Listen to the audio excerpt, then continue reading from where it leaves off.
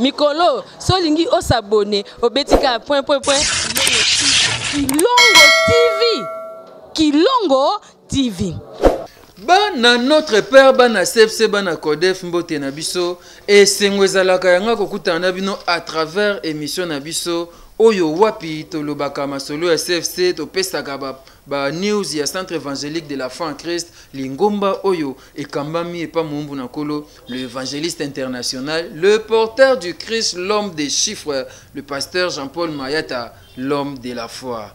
Mbote lisusu mbote esali kitoko makasi.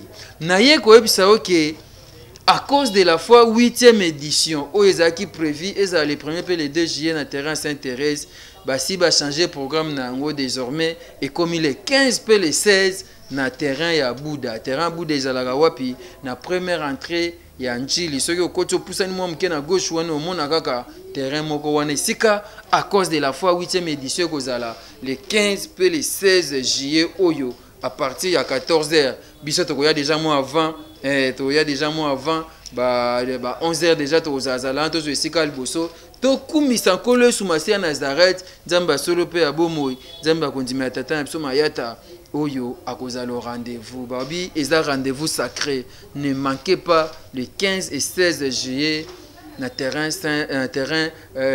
Bouddha kozanga te tozala na toyana mabota toyana baninga toyana bandeko to bondela kolo sumasi ya Nazareth. Émission lelo eza kitoko pamba te tokosolola pe tokotalisa bino ndenge nini ba édition oyo elekaki ezalaki pe tobeta lisolo ya 8e édition o babi chiffre 8 et chiffre d'identification pe ya localisation tala wapi tokozala identifier pe tokozala localiser nini oyo ayo ebunga eloko nini oyo perda toko zala identifier pe toko localiser yango na 8e édition oyo bana poto bazo benga bandeko Brazzaville bazo benga pasteur bienvenue à bi délégation ko uta Brazzaville ko ya à cause de la fanga na bi terrain bude ko kabatu tokozala na tina prince tokozala nti côté ya ba parlementaire debout IDPS bazalaka tokozala bisika nyuso toko bondela Jésus-Christ Nazareth elongo na tata mso Mayata bongo Yesu Masia Nazareth akosala bitoza kaka na kondima eza nikambo code ya kondima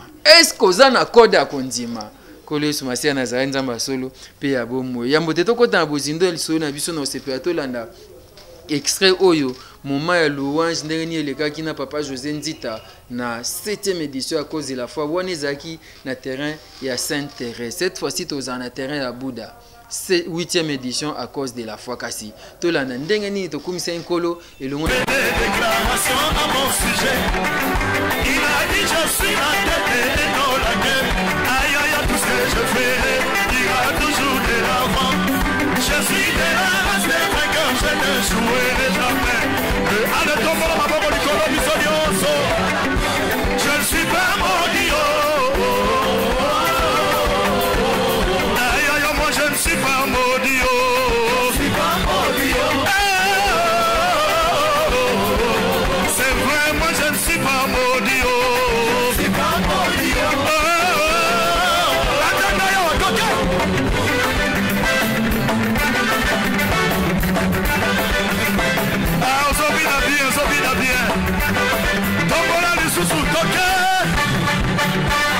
Chose semblait ne pas marcher dans ma vie.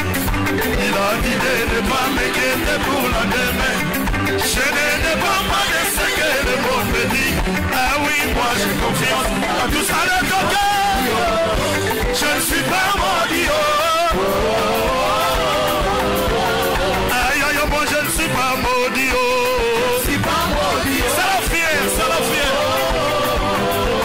C'est vrai, moi je ne suis pas maudit. Je suis pas maudit. Hey, je ne suis pas maudit. Je ne suis pas maudit. Quand bien même je suis né dans une famille maudite, le sang de Jésus est plus que celle de ma famille. Je marche la tête haute et je sais que ça va aller. Je vois positif, je ne vois pas négatif. Je ne suis pas maudit. Aïe aïe, moi je ne suis pas maudit. Je suis pas maudit. Boya, boya, boya. C'est vrai, moi je ne suis pas maudit. maudit. Boya, boya, boya. C'est vrai, moi je ne suis pas maudit. Tombola, tombola, tombola. Allez, toquez, sakaka, naka. Bien comme je suis né dans une famille maudite, le sang de Jésus est plus que ceux de ma famille. Je marche la tête haute et je sais que ça va aller, ça va aller, je vais aller. Je ne suis pas maudit. Aïe aïe, moi je ne suis pas maudit. Je ne suis pas maudit. C'est pour laquelle on m'a embêté. Ah, moi je ne suis pas maudit. Tombola, tombola. Attention. Aïe aïe aïe, aïe aïe, ça va aller. Aïe aïe, ça ira. Aïe aïe aïe. Dans le bonheur, comme dans le malheur. Aïe aïe, je confesse toujours moi. Même si dans ta liste, je ne me figure pas. Et dans l'alliance, je sais que je suis. Aïe aïe aïe, aïe aïe, ça va aller. Aïe aïe, ça ira. Aïe aïe aïe. Même si tout le monde ne veut plus de moi, seul avec Jésus, je crois que tu m'appelles mon Dieu. Je ne te condamne pas. Et donne-moi les sangs. Tu confesseras que je suis. Allez, prends ton argent. Laisse-moi Jésus. C'est avec lui. Je sais que je suis. Aïe aïe aïe. Aïe aïe, ça va aller.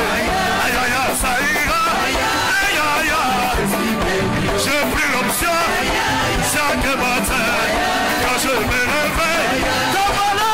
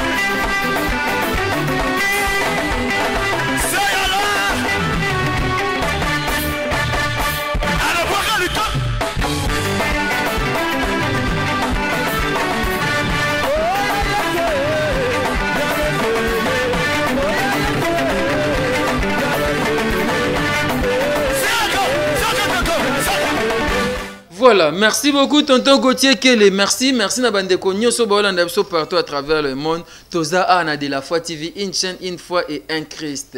Désormais, à cause de la foi, les 15 et les 16 juillet, na terrain ya Bouddha, première entrée Njili, ndeko zoko tozo avancer mukena à gauche. Cette fois-ci, à cause de la fois 8e édition, yo oyo rataki 7e édition, yo oyo rataki 6e édition, o rataki 5e édition, yaka to saisir opportunité oyo 8e édition et yé 8e édition eza suka balobi tokanga nzambe na temps pe na circonstance. À cause de la foi 8e édition et rozana première entrée ya Njili terrain moko ezalaka na komona yango terrain buda bisika tozalaka bane eleki tozalaka na tokumisa nkolo Yesu Masiya nazali mpe asali chaque fois à cause de la foi ezalaka tomonaka ya minene oyo Yesu Masiya asalaka à travers son serviteur l'évangéliste international le pasteur Jean-Paul Mayata l'homme de la foi mpe totatola abone na Nzambe na mona bato koya ekomba na à cause de la foi bazobenga ya mela milangi babenge femme stérile mais akomi mama mapasa aboti bana pe lelo azotatola bone na Nzambe na mona batu babengi bango bakufa lobi ba maladie fi on okumisa nkolo apesa ye patata biso vision ya thème oyo ton nom ne sera plus Jacob kombo na yo kozala su Jacob te ekoma Israël nzoka nde na Israël mwasi ekomba ozala te ata oyo aza ekomba akobota mbala sambo akobota na ye ba mapasa ton nom ne sera plus Jacob. On a thème autour ça pendant ba mois ou pe tozobondela chaque mercredi tozakana na culte na biso ya combat pe délivrance des familles. Tozawa pina avenue Bombo 83 18 na quartier 5 na Njili. Ils en place à Bunga. So komika na Sainte Thérèse. Ok no pe makolo malembe kwa tulu malembe 5 à 7 minutes ndenge na zosa kala okomina o. Ezaka na principal wani timtaoke edokolo. Kala bazo bengo arrêt l'angiloise et comment arrêt de la foi. Soko na Pongabi, na Victoire, na Gambela, na Bayaka, na Mariano, na Yolo, na Limete. Yozwa kaka taxi biso ekende Sainte-Thérèse d'Okolo. Bakama na ba receveur babela comment bien. Sainte-Thérèse d'Okolo. Et si receveur na okitaka na de la foi. Arrêt de la foi. Ezaka oleki Sainte-Thérèse muke opusani netioki d'Okolo. Ba okitoka liboso église au sabuki kaka au traversé ka terrassé au communayo na CFC centre évangélique de la foi en Christ. Boya ebele to komisa kolo chaque mercredi tozaka na partir à 7h juste to benga kon culte de combat délivrance des familles na mukuse to ba Codef.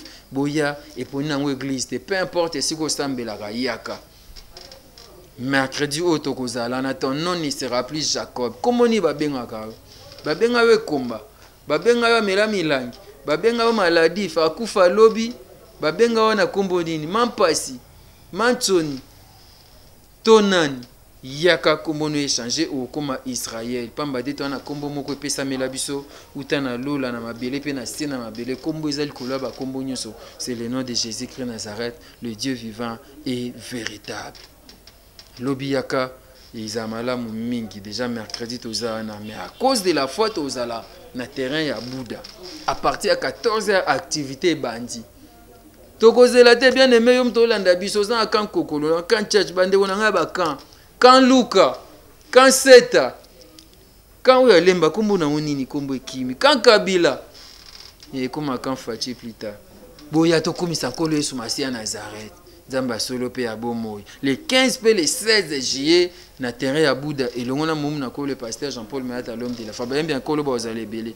tozana ba maman Laure Mbongo ba papa Mardoché Kachala papa Mso José Nzita ozali susu frère Moïse Matuta évangéliste Josué Mayela ozala papa Patrice Mso toko kumisa ko le Yesu Masiya Nazareth toko lembate Jésus-Christ Nazareth o a changé ba vie na biso o a changé biso ba komba longi biso ba Jacob toko ba Israël ce n'est qu'une église comme Israël. Président Richimboyo, Israël. Merci. Mon colonel Ngombe, Israël. Général Israël. Oui, mon général a commis Israël. Papa Prince Mavouba, il est Israël. Longwe Jacob. Ton nom ne sera plus Jacob. Voilà, je rappelle que les 15 et les 16 juillet, aux Anna Sainte-Thérèse, comme ça, que le Masiya Nazareth, Zamba solo pe abomoy, na à cause de la foi. Terre wana Sainte-Thérèse, et bon wana. Et comme maternité pour na bateau baluka mabota. Et comme ambassade pour na bateau baluka ba voyage. Et comme guérison pour na bateau bazo bela. Et comme dans l'hôpital, il y a guérison. Et comme Liziba, il y a bomoy. Terrain ya Bouddha na quartier 1 wana et à place à Bunga te tozala na to komisa nkolo Yesu Masiya Nazareth na osepela totala édition ou les cas qui premier jour entrée ya mombu na nkolo le pasteur Jean-Paul Mayata l'homme de la foi ndenge ezalaki bwana zokota biso to komisa nkolo ndenge azopusana bato musu bazo saka bato musu bazo intercéder pe bikama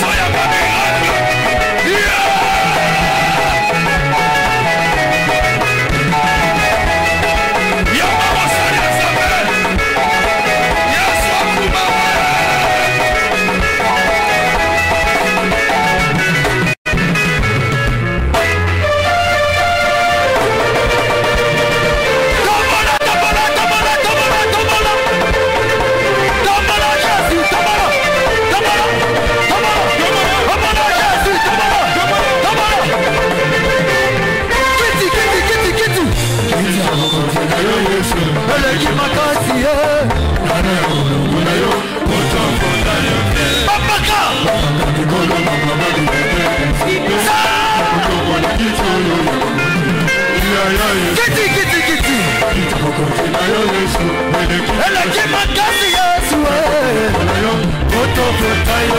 hey Bapaka à l'instant même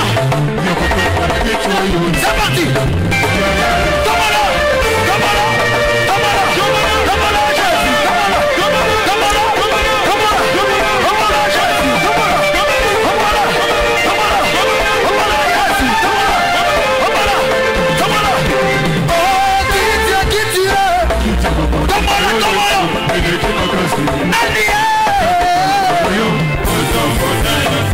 Babaka à l'instant même Kitia Eleki makasi Babaka à l'instant même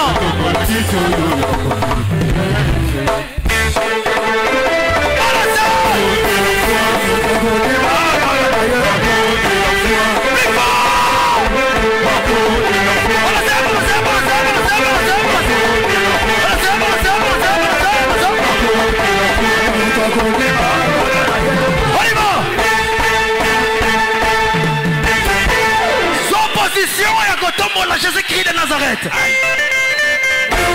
Soit position la cause de la famille dans soit position. Est-ce que vous êtes prêts? C'est parti. C'est parti.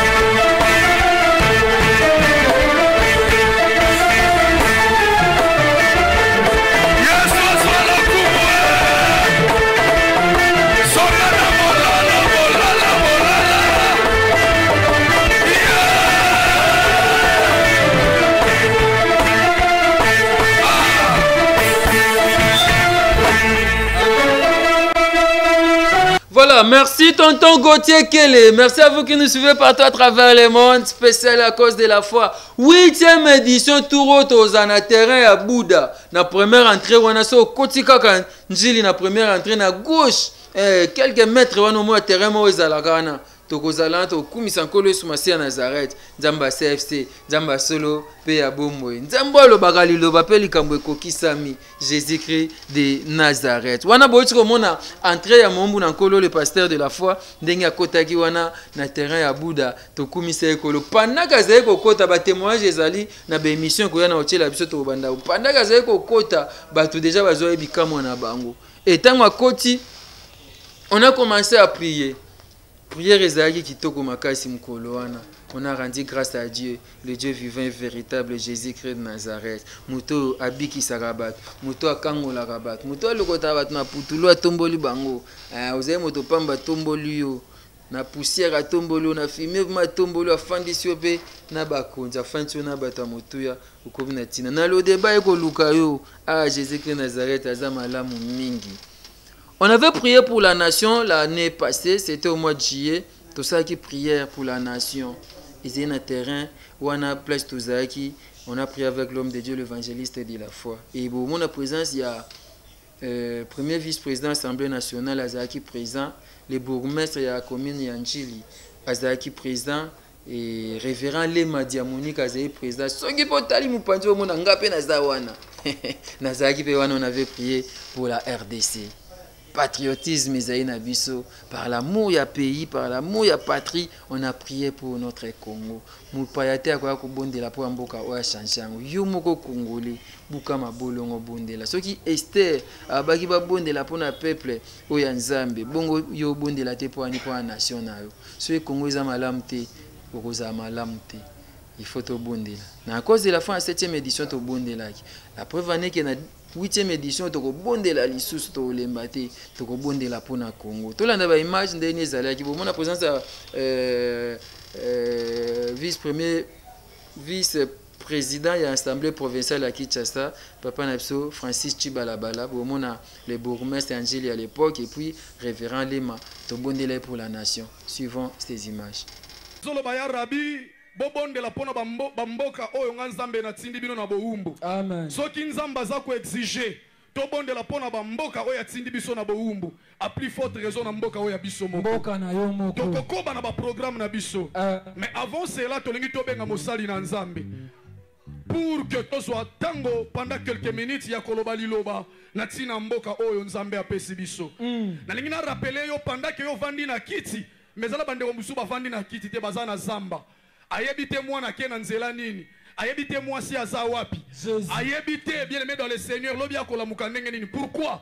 Parce que kimie ezate na eteni moko mboka boyebi na este ya Congo tolingi tobelela Sabaoth nzambo ya asili sakabitumba sanke masasi ebeta nzambo utilisera ba arme ya batuta zana ba arme na ye pour que pesa kimia bisika kimia ezangi babenga kaye shalom. Sans plus tarder, aidez-moi ensemble tous à côté les mains pendant que nous avons invité l'homme de Dieu évangéliste Jean-Paul Jean-Paul Jean-Paul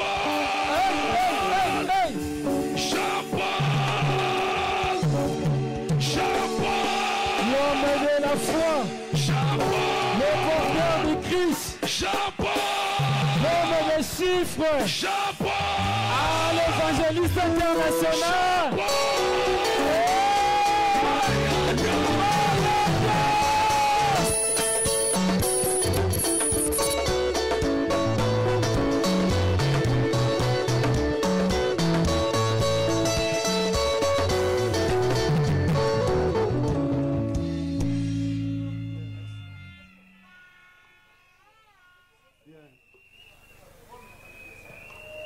Bonjour à tous. S'il vous plaît, Sotoko Fanda, s'il vous plaît. Bien-aimés dans le Seigneur, pour permettre les cas 2 fois, c'est-à-dire, Tolito libérer l'autorité au Baza Awa et l'État, parce que Baza na makamwe bela au sal. Bandeko boyebi tozaba Congolais.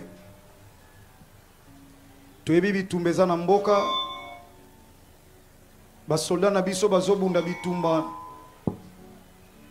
e moko na moko esengeli abunda pona mboka na ba capacité nzamba pesiye e biso tobunda na losambo po ete ba FARDC na biso bandeko na biso o bazoluka kimia eza na mboka Congo nzamba pesa bango makasi nzamba pesa bango makasi. Bien-aimé biso église soki mboka eza na kimia te toko kosambela te. Amen. Toko kate ya yango na to sepela ki to bengisa bakambia oyo mboka o bazako représenter mboka liboso na biso po bazala elembo na nzela na losambo oyo yango moto telemisi drapeau ya mboka na biso Congo. Bien-aimé tozaba Congolais, drapeau oyo symboliser elembo ya unité emblème na biso po ete mabele na biso oyo ata monguna koyi kozwa ndambu te po eza mabele nzamba pesa biso nzamba kabola mokili na biteni batu na batu bazwa oyo bango e oyo biso mabele za Congo oyo sengeli to bondela pe na tina na yango yango avec beaucoup de respect Nazobengsa, le premier vice-président et assemblée provinciale, son excellence Francis Chibalabala, Azopoussana, si on peut acclamer le Seigneur pour sa présence. Son excellence Francis Chibalabala, vice-présidente et assemblée provinciale et en ville de province de Kinshasa, il s'approche sous nos acclamations. Gloire soit rendue à Dieu.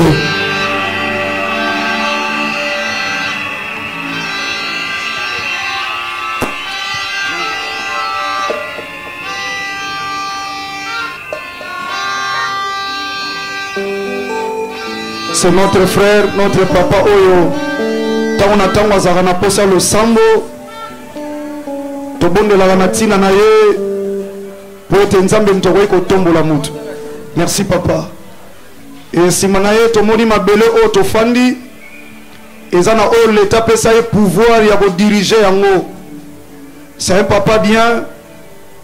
Oyo mingi mingi tanto Ganzami Loulou même na 4 églises. Azan raté ce qui a eu invitation na biso parce que tozaba oyo ba pesi biso na responsabilité na ye na kati commune ya Njili pour être ye ayeba na kobatela ka biso elongo na la police oya sa pour na protection ya biso pe biloko na biso yango nazo benga avec beaucoup de respect le bourgmestre de la commune de Njili papa Abdoul wana zo poussana excellence Abdoul azo poussana Papa Abdoul, notre bourgmestre, Mokolo Mabele, Motoyambi Biso, Katsnao Sika. Il s'avance sous nos acclamations.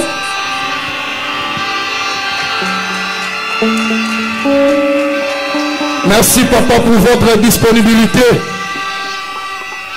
Voilà le bourgmestre de la commune d'Njili. Donc papa y a commune d'Njili. Merci excellence.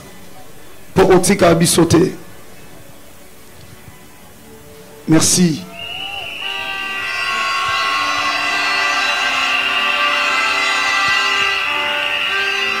Bien. Ma profité de remercier Binonion Soboza. Merci na Binonion au peuple Yanzan. Délégation Nyon sur Europe, il y a Amérique, il y a Zibozawana, il y a Brazzaville, il y a Afrique, Nzamba Pambola Bino. Merci à tous les artistes et comédiens. Nazomona président Nabiso national, Papa Masumu, merci. Merci président Elombe, Papa Massas et tous les artistes et comédiens et tous les serviteurs de Dieu ici présents, Nzamba Pambola Bino. Je vais dire notre papa aussi, Papa Lema Diamonika.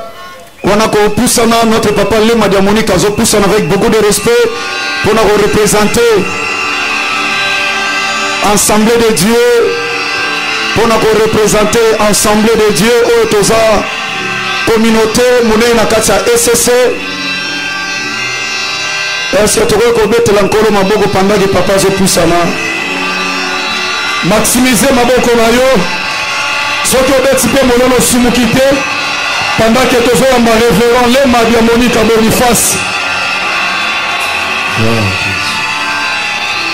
Une bénédiction pour l'église corps du Christ. Merci à mon père révérend Bokouta Miguel ici. Mon père révérend Bokouta Miguel ici et toute l'église mère le bon samaritain. Bandoroto Kamamisto au Sambela.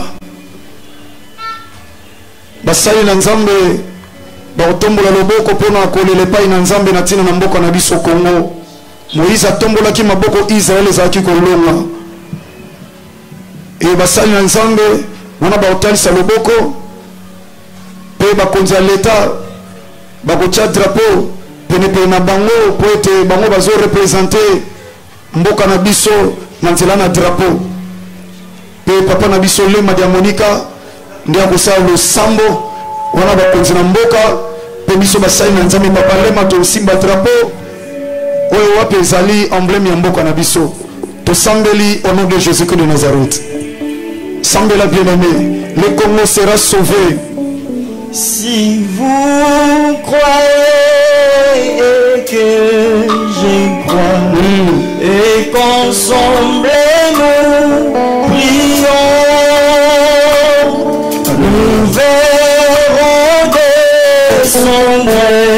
Saint-Esprit, et le Congo sera sauvé.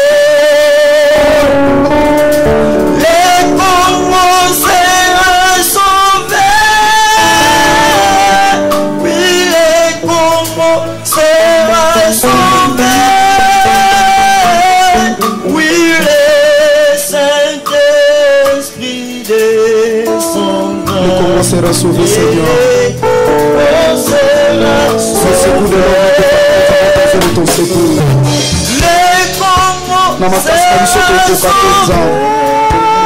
Viens à notre secours.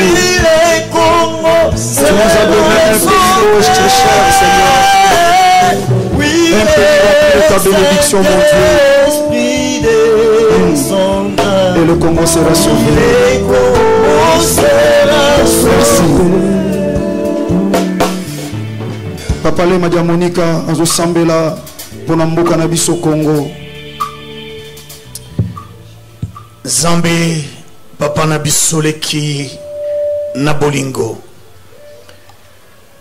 Yonde opesaki biso eteni oyo ya mabele na kati na mokili yo kela. La République démocratique du Congo. Yonde opesaki biso yango Nzambe pe otondiselaki biso yango bomengo. Oyo lelo ezali kobenda convoitise ya bato nyos pona koleka kozwa bomengo oyo pesa biso. Yahweh Nzambe, toyebi ete opesa ce que nous appelons la coopération. Tokoki Nzambe kokabola bomengo ya mboka na biso na lolenge oyo ete biso bakolo mabele pe na bomengo tozwa pe ba oyo bakoki ko exploiter yango na ba norme oyo bongi bango pe bakoka kozwa. Mais nous vivons, Seigneur, un phénomène étrange. Oyo bato batelemi cherchant à tuer même les innocents pour que Nzambe bakoka kozwa nkita ya mboka na biso po ete bakoka koluka kozwa eteni ya mabele oyo pesa biso. Seigneur, nous t'avons pas demandé, c'est toi dans ta souveraineté. Tu nous as donné, oh Dieu, la République démocratique du Congo. Nous te prions, Nzambe, étends ta main. Tu vois comment de familles sont endeuillées tous les jours, Seigneur. Batata bakei ngambo, bamama bakei ngambo, bana bakei na ngambo. On ne sait pas reconstituer, Seigneur, la famille à cause de la guerre. Oh Dieu de toutes grâces, Bible la kisibiso, Seigneur, Israël s'est levé et combattait pour défendre la terre. Oyo Pesay, parce que la plus grande bénédiction et la plus grande richesse, c'est la terre que tu as donnée à chaque peuple. Seigneur, ici présent, Tuzaina Bakambi ya Ekolo Nzambe, Bobazaliko représente Bisso, na Katina Assemblée provinciale, Oyo ya Ngomba Kinshasa. Seigneur, notre prière, que tu leur donnes la sagesse, l'intelligence, l'unité d'esprit, l'unité de pensée, qu'il n'y ait pas de traîtres, qu'il n'y ait pas, Seigneur, des hommes et les femmes qui sont des mèches avec l'ennemi. Bango batondisa, ma benga na bango na misolo, me bisoto zala endeuillé. Nzambe, ezali bango ko sangana, tika bazala bomoko, baluka ba résolution, ezali ko sunga, mokonzi ya mboka, elongo na mapinga, poete tokoka ko défendre intégrité totale ya mabele na biso. Nzambe na nkembo bazali ko représenter ba institution nyonso ya mboka na biso. Ils ne sont que échantillons, mais na nzela na bango tozali ko mona ba institution nyonso kobana na institution président de la République kino na suka ya ba institution nyonso. Seigneur Dieu de gloire, notre prière baoyo nyonso bazali kosala de mèche avec l'ennemi pour que nous ne puissions pas bouter ba ennemi na biso libanda ya mboka. Seigneur ozali nzambe, nous n'avons pas à t'apprendre comment tu dois le faire pour que nos ennemis soient dans la confusion la plus totale. Nzambe nankembo bendele oye tombwami ezali kolakisa ekolo na biso RDC. Nzambe pambola yango, pambola ba oyo tomboli, chacun dans sa parcelle d'autorité. Nzambe bakoka kosala pona bolamu ya mboka na biso. Nous voulons te recommander, Seigneur, notre bourgmestre Papa Abdul oyo yo pesi na kati na komini Anjili. Nzambe opesa et sagesse. C'est toi le véritable Dieu, c'est toi qui as la vraie sagesse. Opesa la sagesse, l'intelligence, les stratégies, Seigneur, pour la paix na kati na komini Anjili nyonso. Nzambe tozali kosenga opesa également de vrais collaborateurs qui vont partager sa vision. Il y a développement, il y a sécurité, il y a commune Anjili. Nzambe nabi kamwa to bondeli pona bande kona biso na tango biso tozali ko sambela awa kuna manduki ezali ko beta. Seigneur sunga ba FRDC na biso Nzambe pesa bango mayele comment contourner l'ennemi afin de le bouter libanda ya territoire na biso Nzambe nabi kamwa to botamaka congolais na volonté na yo Nzambe ezalaki volonté ya motote opesaka biso mabele na volonté na yo Nzambe. Voilà pourquoi toyekaka epai na yo mobateli malamu oyo biko sécuriser o sécuriser mboka na biso, o sécuriser ba institution nyonso, o sécuriser peuple congolais dans son ensemble pour que la paix règne dans notre pays. Tikanzam lo sambo oyo e matana mboka na yo yozali nzambo yokaka lo sambo pe oyanolaka. Nzambe obundelaka pona Israël basanzolaka yoko sanzola ya pamba banguna na bango bayebaka kokweya. Nzambe na kati na cri ya détresse ya bana na yo bapusaka cri epai na yo mire ya Jéricho ekoyaka munduki ebetaka te parce que tu es le Dieu tout puissant. Ozana mayele, ozana makoki ya ko repousser les ennemis de la RDC. Oh Nzambe, même les infiltrés aux Nzambe, tu sais comment okobimisa bango mpoasa na miso na batonyos. Tika opambola mboka na biso, osalela biso bolam. Un pays richement béni, mais tala ndenge tozali ko croupir Nzambe na misère à cause ya manque ya paix, à cause ya Nzambe ya ba prédateur.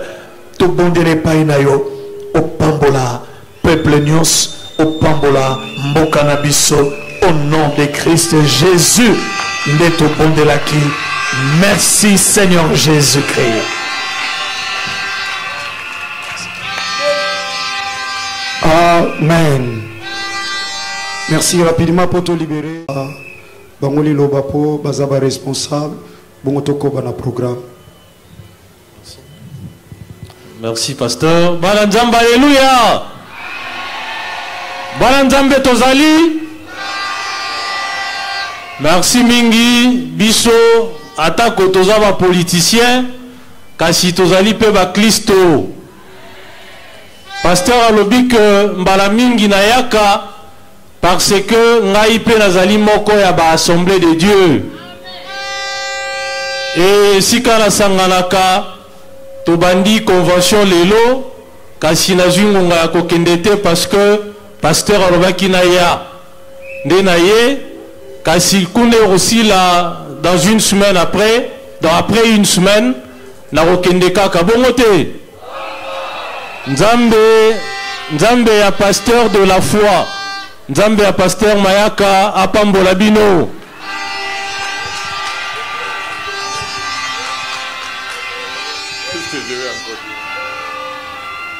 Bana Nzambe mbote na biso. Mbote lisusu. Nakanisi ya koloba mingi ezalite. L'essentiel est salami. Banganga Nzambe basi balobi. Tosambeli po na bakambi ya mboka. Kobanda na mokonzi ya mboka ye moko. Mokonzi ya Ngomba ya Kinshasa. Tosambeli po na mboka na biso. Etikala bomoko po kimia et continuer ko régner na mboka na biso. Tosengi pe na bandeko na biso baza na este. Nzambe akoka kopesa bango kimia. Mboka wana ekota kimia. Banguna balkima na mboka na biso. Nenge pasteur alobaki biso toponaki Kongo ezala mboka na biso te. Tokende kotumula batu na mboka na bango te. Soki pe bazangi bozuye pa na bango etali biso te. Me batika biso na kimia.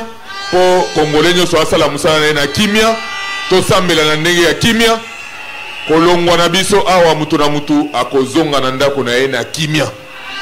Pamba te toute autorité vient de Dieu. Nga mokonzi ya njili na lobi awa na mboka na ngai ekoza ni accident ni incident ekosalama na événement oyo. Mutu nyonso akozonga na kimia na ndako na ye. Na kanisi ya muke nazalaki nango yango wana papa pasteur. Natondi obotondi mingi. Tokolemba yote a tout moment soki oza na posa na biso tokoya. Pamba te eza makambo ya Nzambe. Ya Nzambe esalaka mabe te. Eswaka pe te. Merci. Merci. Wana ba sosongo elongona papa. Merci. Betela Yesu maboko. Yoka yoka yoka yoka yoka yoka yoka yoka na biso lokomoko. Oyebi orozala oza awa na Kinshasa otindeli ndeko na ope mbongo na Estazu yango oyebi ya osala transfert atana ba réseau oyo téléphonique to salela to pe na ba agence n'est-ce pas lokola biso toza bato kondima tozo beta maboko moko na mololo pona ko bisa Nzambe tozo transférer kimia na Esta Congo beta maboko na mololo pona ko transférer kimia et sala mabongo en même temps tozo benga ndeko na biso Josué Mayala Tangozo Kusana Maximize Kobete na Zambe Maboko na Mololo Kimie Kota na Esta Congo. Voilà, merci beaucoup. Je pense que vous avez vu l'ancien bourgmestre de la commune Yanjili, vous avez vu le honorable Francis Chubalabala et puis révérend Lema Diamonika. Tozaki wana to bondela pour na nation et Jésus-Christ Nazareth Zamba solo pe abomo. Atika ba oya ete azampo akoka lo sambo na biso. Merci beaucoup papa Mso Prince Mavuba to benga mingi dadi pain de vie. Merci à vous et on est ensemble. Voilà nazo benga biso. Oza na Kanluka, oza na Ngaliema en général, oza Ngaliema na Kitambo, na Bandal, na Lemba, na Nsele.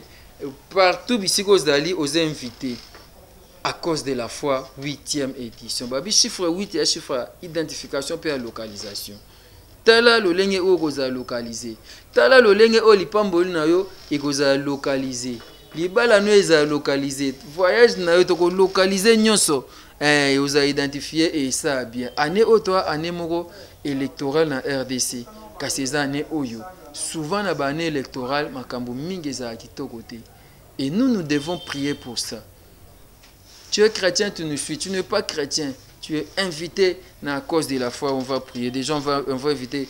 Tous les artistes et comédiens seront là. Les musiciens seront là. Naba stapper, nga moko na invité ba on va stapper na mona bandeko baza ole opa oni to stambela et longo et ça mala en ming Jésus Christ Nazareth nzamba solo pe abuma bina na benga auto bondele longo problème ni lekela ka yo bible le bina zo venez à moi vous tous qui êtes chargés fatigués je vous donnerai du repos tala mto benga ne biso ye to na mikumba na biso to na ba problème na biso to na ba difficulté na biso na ba pasi na biso to na wepa na ya ko yamba yango pe opesa biso kimia ye nani Jésus Christ Nazareth nzamba solo pe ya bomo. C'est pour les 15 et 16 juillet na terrain Bouddha na quartier 1 Anjili wana. So kotika ko virer première entrée Anjili poussani quelques mètres kaka na gauche au moins na terrain Moïsa na place tokozala les 15 et les 16 juillet. Je vous invite, venez donc très nombreux, on va prier. Jésus-Christ Nazareth sera au rendez-vous. C'est lui d'ailleurs qui nous invite habito ya peto bondela a osala. moko te akipai na ye azonga lolengo ayelaki oyo atransforma bavie ya bato yaka Jésus oyo achangeaka na baappellation ya bato yaka nkolo Yesu Masiya Nazareth nzambe atikaki lola aye na se po ya kobikisa nga na il nous a racheté par le prix de son sang le sang de Jésus-Christ Nazareth qui écoula mon Golgotha nous a racheté nani susu oyo akokoka kosala motuya lokola oyo Yesu asala ye makila na ezali motuya koleka nyonso pe ya bikisa biso lelo tokóma bakohéritier ya Christ lelo tokóma yo moko okoti mpe na lieu très saint yo moko okomi sacrificateur car ezala bongo te lelo yo moko rido temple epasuka nde tokomi libre ai tant Christ afranchisa biso nde tokóma réellement libre tokóma libre. Merci Jésus-Christ Nazareth, le Dieu vivant véritable. C'est pour le 15 et le 16 juillet, na terrain ya Bouddha, na quartier Njili wana, toya tokumisa nkolo Yesu Masiya Nazareth. Osambela na église ni eponi église te. Mama Esther yemba yembi anzemuna. Et peu importe église osambela yo yaka 2 jours wana kaka. Ozi Jésus ngana ye na problème na ngai. Ngana eko kumisa yo. Ngana eko bondelo Yesu Kristo Nazareth nzamba tata mso mayata na beleli omona. Pe okomona bikamo nzambe. Tokozalana, toko invité maman Anne Keps, topesa matondi, toko invité maman Laure Mbongo, bayembi nzambe bazali belé pour la gloire de Jésus-Christ Nazareth. On va prier avec lui. Pe toko mona loboko na nzambe. C'était très bien passé, malé mais émission nous na doche na ba image ya ba édition précédente et ça bien ozonga na ba image affiquée à cause de la fois bomona papa zena nzoto mike na ba évangéliste kosi et bomona maman nani Maman Rosie, ça n'a pas mike na à cause de la foi Maman Rosie. Bon, on a ba image hein, tu la bien en union soir. Tout comme ça collé sous Masiya Nazareth. Mais on va aller du côté de la régie pour suivre comment c'était l'édition précédente avec Mardoché Kachala, l'évangéliste Mardoché Kachala. Kolo lobaki ponanga, yekoko kisama, bilaka lobaki ponanga. Ah, to binagi chinkimbwa, mutoshi. Katina nkolo. Suivons en image. Nazana mituna na yoyo wazotala mama kasi mituna na mazotanga solution yeso oyo ngayo na zoboya ya mwete rezoko de langaye oyo ngayo na ligi ya mwete ligi gaitewo. Oh, le monde est compliqué, le monde est méchant, le monde est pas de pitié. Yabona ye, comme il s'appelle na makolo na yo, lokola rita na makolo ya boaze, zambe na kayo. Yabona komi, kosabe na butumoi, lokola loaze makolo, loaze, zambe na kayo. Yeah. Kaye na sana lukambo ezo ya madiano. Yeah. Kayo na sana mituna.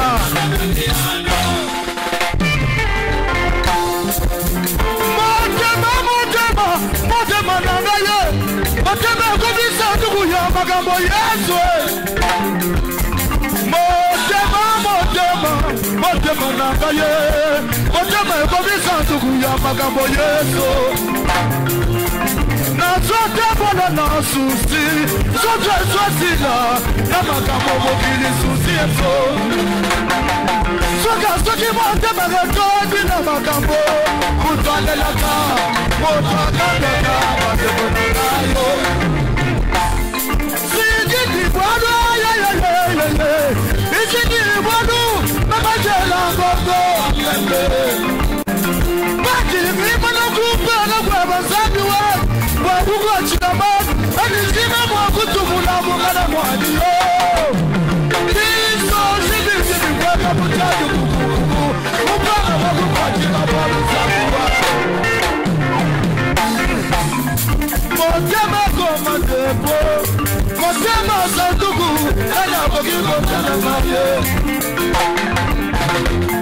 Na bele na nanyo, na yemele na nanyo. Tokomi na suga Yesu. Esika maye na mutu mesukiyo. Ya nzambe gezobanda, ozozela nini po banda. Ebelo ya batuboye bayani bani de la foi bamususu bazana maladi yeso sinete yeso bamususu bazana komba ya bula na bula bamususu bazana nazala nana kosumba babo yeso soki osalite yaya biso tozambwe sewesambwe jaba boko mibale na motu biso tozokende wapi soki osalite yaya biso tozambwe sewesambwe biso tokokende wapi ntango natali ebele ya bato boye ya yesu moto na likamona ene akopesa biyano soki opesi biyano te biso tokosuka wapi soki opesi biyano te de la fois tokokende wapi yoyoyoyo yoyoyoyo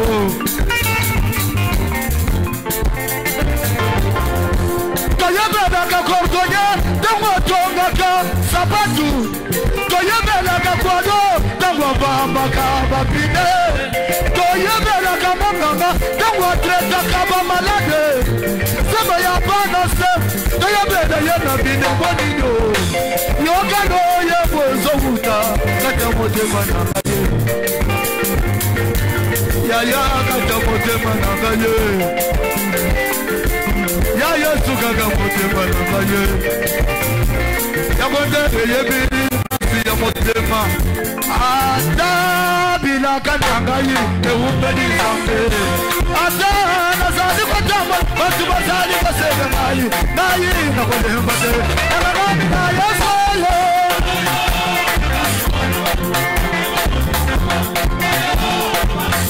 oyo aloba mpona yo ezokokisama Rabi,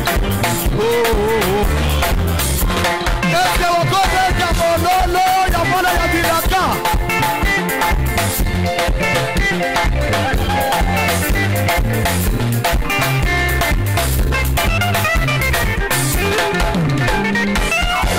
Ata bilaka na ngai ewumbeli nzambe ata nazali kotamba bato bazali kosenga ngai ngai oyo nakolemba te nakakani na yesu oyo yesu oyo olobiniri ya yesu ade ngai oyo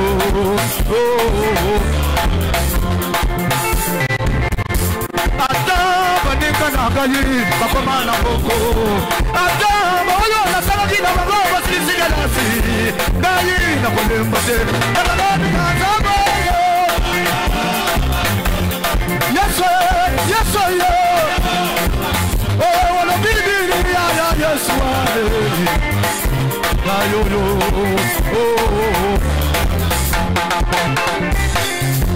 ata badoki ya famille balobi okobana te ata baoyo okolala bango bakotamba bana masere okolemba te kaka bana yesu oyo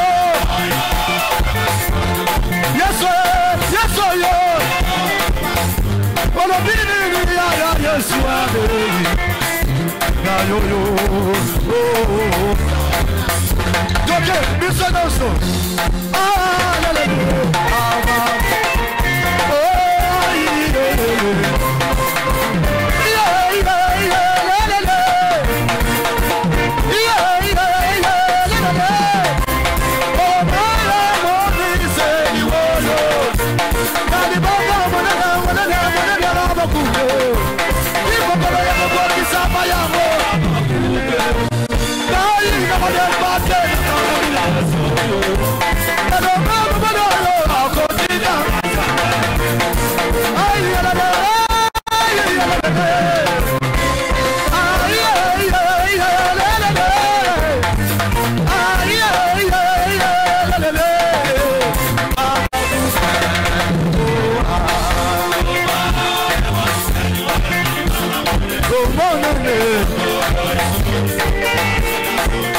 Solo oh nakosaga te zamboyo nakosaga jamais zamboyo ozamba ya papa de la foi nakosaga jamais atunaka jamais. Rabi sogeli gatomana atunaka moto te. Sogeli sasana atunaka moto te. Atalaka ya bolo te samoyo. Atala tika fete te samoyo. Oga no makinana okabota mwana yo. Oba baba suka suka ana bota di mwana. Oga no makinana okabota mwana yo. Oba baba suka suka ana bota di mwana. Oyine ba anu me buru matiri shamsi. Ona visite longa pour se repartir. Oya solo anu maka akokisana ya mo.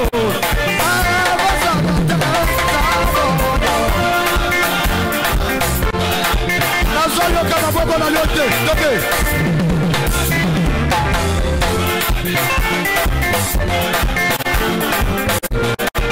Na yote maboko na yote, fete maboko toke.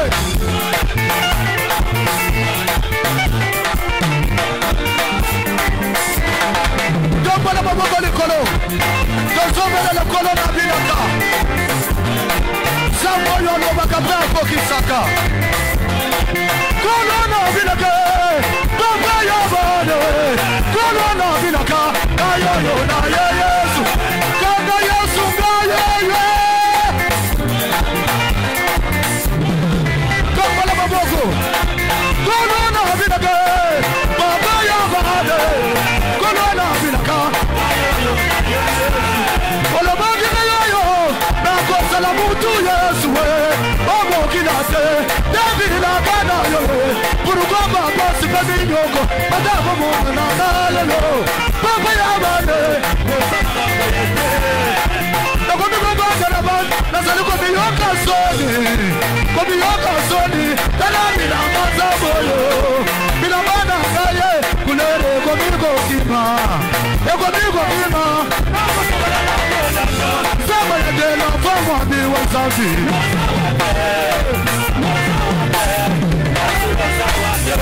Bete bolono ya sogi sogi.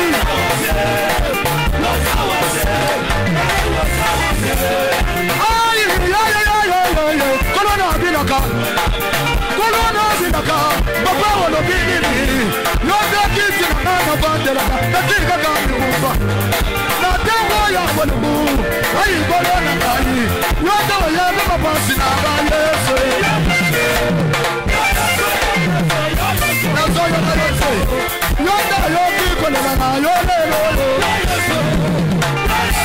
Voilà, merci beaucoup Yagoté Kele pour ces images. Na Bengyo Yaka, c'est pour les 15 et les 16 juillet na terrain ya Bouddha. Tokum Sankole Sumasia Nazareth. Bamsu na yeke boya 4h. Ngaku tu peut-être na olala wana. Batumsu boya 5h, 6h bon misano mais 14h to démarrer à cause de la foi. Mais mercredi tozana na culte na biso combat pe délivrance des familles au to bengaka Codef. Chaque mercredi à partir de 7h na CFC, Centre évangélique de la foi en Christ. Le ngona momu nakolo le pasteur de la foi tozo bonde la pona mabota na biso. Ya na ba famille msu bakanga bango. Na famille o bato babala ate mabota na désordre. Famille mususu muto abali akobota te. Omuna basi kitoko me mabale ezo ya te. Ezo leka bango ka boye. Libala ezo leka bango ka. O garçon alinga ki abalanga pona likamu amuke a changer ke bala voisine. Chaque famille est dans la réalité nango. Ouais, abine zanyo moi famille musu ba kufa kana maladie moko. Maladie boma ikoko kingani. Yango so boma kinoko. Yango so yeke ko boma susu mwana ya mama kulutu. Donc maladie moko comme ko boma famille mubima. Ouais, abino famille ba kanga bino nini. Réclamation famille na mneza à côté ni. Boya chaque mercredi tozo bondela, pe tozo kangola, ma tozo mona loboko na nzambe. Yesu Masia Nazareth azo sa. Chaque mercredi, nous allons partir à 7h. Avenue Bombo 83-18, dans le quartier 5 Nanjil. Il y a juste la principale année qui est Dokolo. Et à la place, à Bungate. Kilt de combat et délivrance des familles. Mercredi, Oyo Kozala Souka. Pour rater tes mercredi, Oyo. Yakato Bondela. Petoko Tato la bonne Nanzambi. Famille Moussous au monde a misalate. Yoka batamayele na famille. Ba licencié, ba gradué. Mais pour azwa musala, bato yaze ko laksa ba azwa misala. Bato kutu ya leki bona mayele ba azwa misala, ba komi ko sauver mais ye musala ezate boya to bondela. Yesu Masia Nazareth ya wasala. Jésus-Christ Nazareth est vivant. Samedi le 10, nous avons rendez-vous, mon pasteur de la foi. Bana JFC, Bana CFC, JFC, samedi le 10, à 10h. Ma solo sur la réalité du parcours de la foi. Tout soleil, ça bien. JFC, tout ça, ça, mais les 15, les 16, j'y ai un terrain à Bouddha à cause de la foi 8e édition. Chiffre d'identification. Tout ça, identifié. Bako identifié. Jésus Christ Nazareth a identifié. Ouais, moi, nangaye. On a aussi la bikamoye. Tout ça, à cause de la foi. Kalate, bon, on a la publicité. Non, c'est chaque semaine. Tu vas dans les télé. 3-4 fois, il y a une émission de l'eau à cause de la foi. Et ça, qui est ma casse. Benga famille, benga bandeko. Yo, biso sambela yesu te problème te. Yaka kaka. Ou expérimenter. Papa, m'so qui s'est mis dans zéro loba. Si ton Dieu est mort, et c'est le mien. Mais quand Nzamba mayata Jésus-Christ Nazareth, au tato la bonne na Nzambe. Nandimite que za maladie moko eleki munene koleka kombo Yesu Masia Nazareth. Grandeur kombo Yesu Masia Nazareth eleki nyonso. Yama komé lobi na biso devant le nom de Jésus-Christ Nazareth tous genoux fléchissent. Maladie ni egumbam. Problème aux anango egumbam. Réclamation à famille wane ko gumbam. Devant le nom de Jésus-Christ Nazareth, peu yo zo lobi ko za libérer ko kangola. Ya on a ba to ye pa na ye, mon pèse na nyonso, mon pèse na kimia, Jésus-Christ Nazareth, le Dieu vivant véritable. Ba témoignage ezali prochainement to tiam no ba témoignage, mais to landana nous moment à prédication. Premier jour, il y a deuxième édition à cause de la foi, ndenge prédication les gars zaka mo extrait, bo to zonga poto sista lisona epsali le suivant. Si le chemin de ma victoire parce que le lot fait ezali. Faites soukate, ça la continuité. Nzamba pambola yo. Totanga liloba na Nzambe. Namkana na Actes des Apôtres, chapitre 14, versets 8 à 10. Évangile Dieu merci s'il vous plaît. Actes des Apôtres, chapitre 14. Na ebeza la moi pas si mingi pona okomata musu pona yo na campagne, mais c'est important komaka.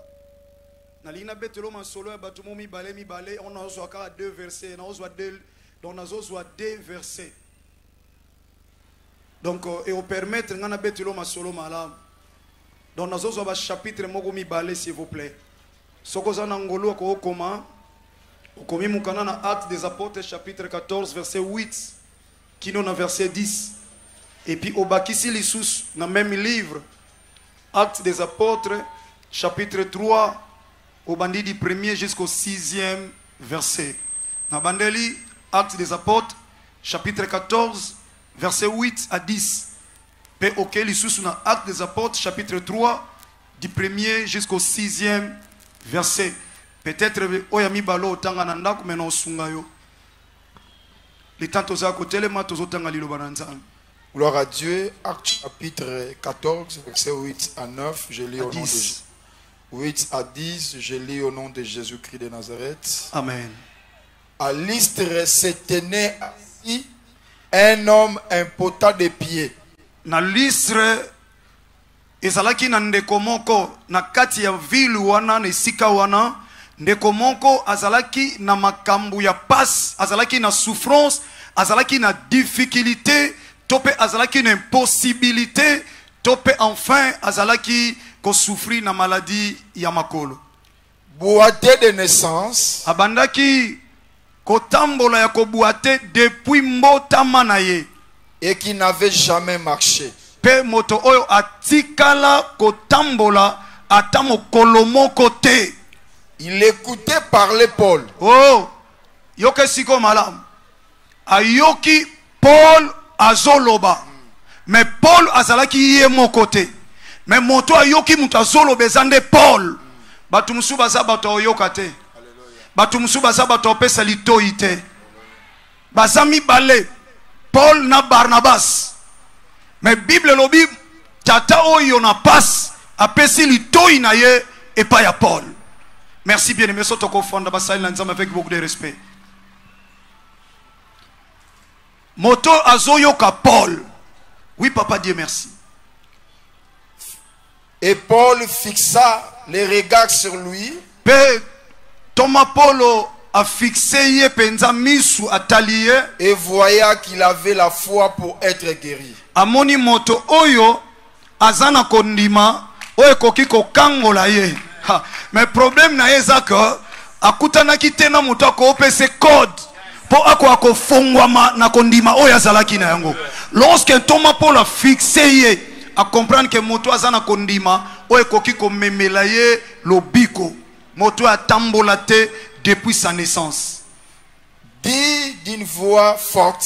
Thomas Paul alobi na mongongo makasi. Lève-toi droit sur tes pieds. Makambo ebele te, tellement tout droit, droit na makobwate te.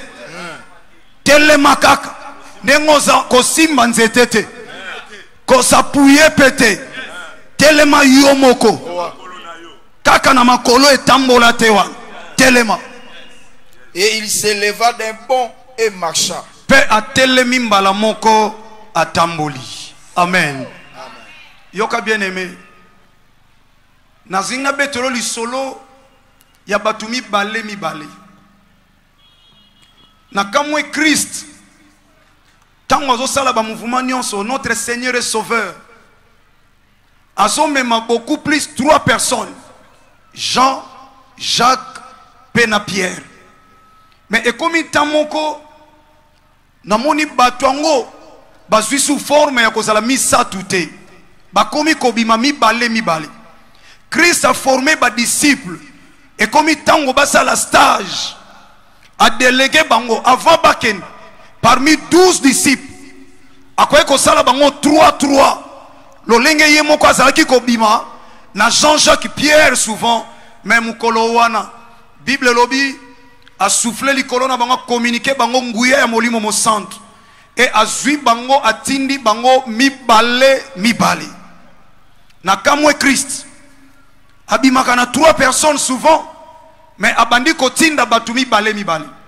Na longwe wana na réaliser mokolo moko bafandi na bayekoli fête ezalaka ya ye, fête ya Pâques ezalaka fête ya Christ. Bayekoli bayeko yebisa yeboye esika nini batuni motuna toko salela yo fête ya Pâques oyo toko salela yo fête ya Pâques.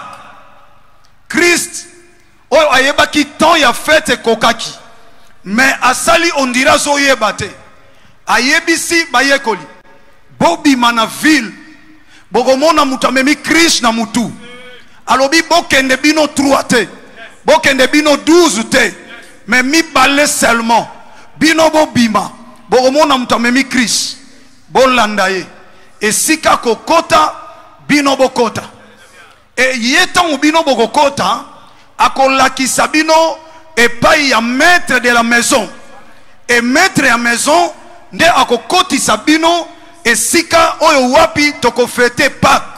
Na esika wana bokuta ba mesa bakite za ba meuble nyonso eza bien préparé et par là na rappelé ndeko moko na landaki na memaki Christ pendant beaucoup de temps oyo yo olandaki ezali kama misatu te ata bolandaki mibale bozanzela moko me bokomona ndenge moko te.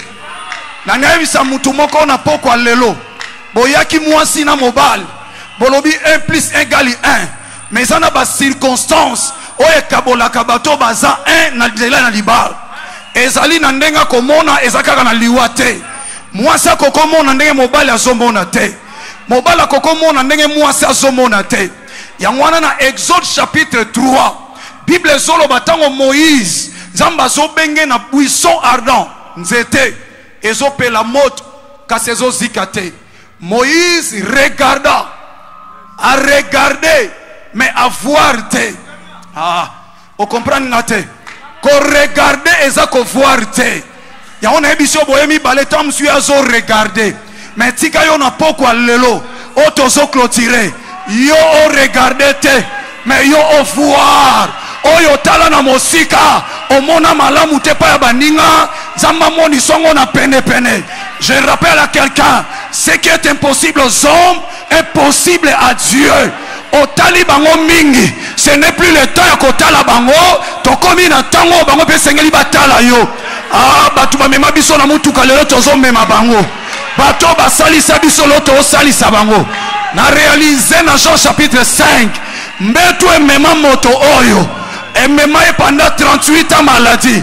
Mais ce jour-là, tant wakutanaki, na moto apesaka kodi ya kondima, le maître de la maison, mon colo piscine à Bethesda, parce que Moïse a sala tabernacle, a sala mon apport c'est moko. Na moni papa na ngale madame Monica, a pesa biso enseignement tabernacle, tofandi na ban église des bons samaritains. Il a la connaissance et la maîtrise, il y a tabernacle. Tabernacle, c'est qui n'apporte moko. Mais tabernacle qui était dirigé par Moïse, c'est Moïse qui a reçu la vision pendant 40 jours, 40 nuits. Yako sala tabernacle. Nikolo na ngomba na Sinaï. Et tabernacle porte moko. Ya passe au na nord, na sud, na est, na ouest. Au kotaka na porte moko. Mais la Bible dit dans Jean chapitre 5, il y avait quelqu'un qui est arrivé. Lui il a dit, ce n'est pas Moïse, ce n'est plus Moïse, c'est moi qui suis le porte des brebis. Moto akokota katinanga, akobima pe katinanga.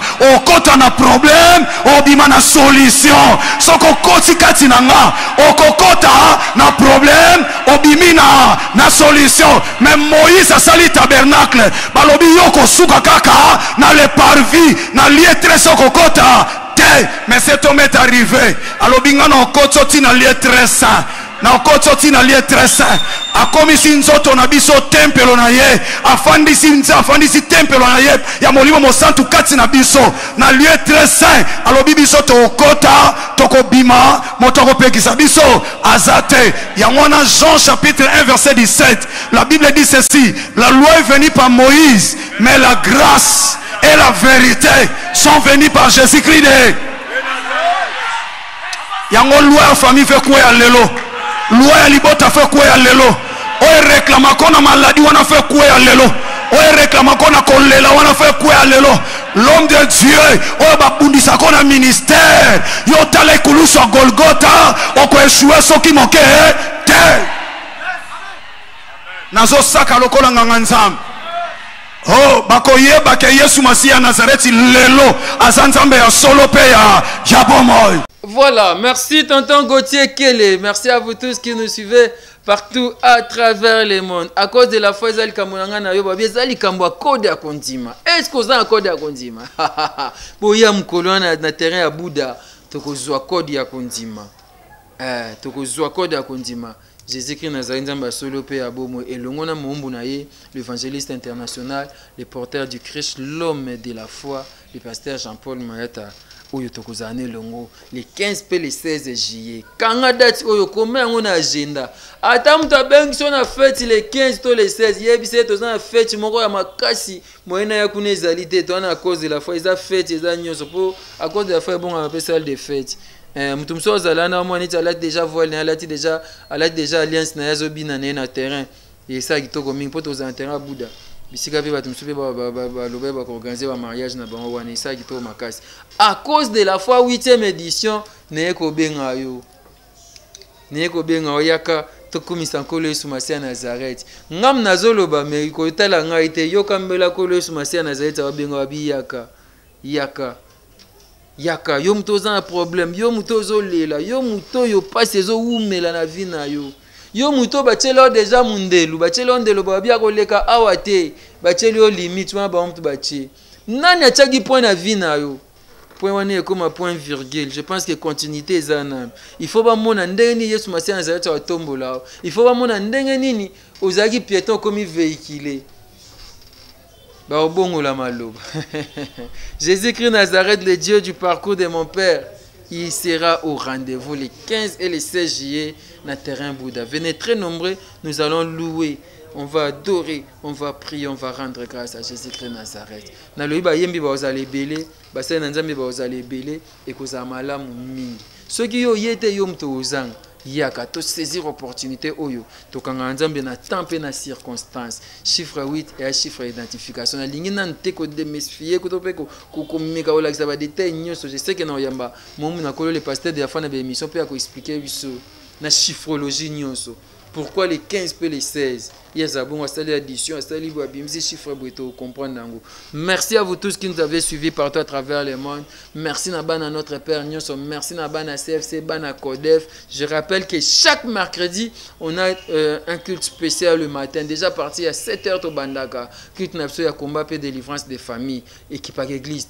Et à tous les églises, dimanche au Kendara, mais mercredi, il y a to bondela pour to kangolama. Na moni oyo wapi sumasi asali à travers ba kieltuana pe alobi silité azoko bana kostala. Yaka moninga yaka to bondela. Chaque mercredi à partir à 7h de to bandi. Yaka avant aux place na kati. 7h to démarrer.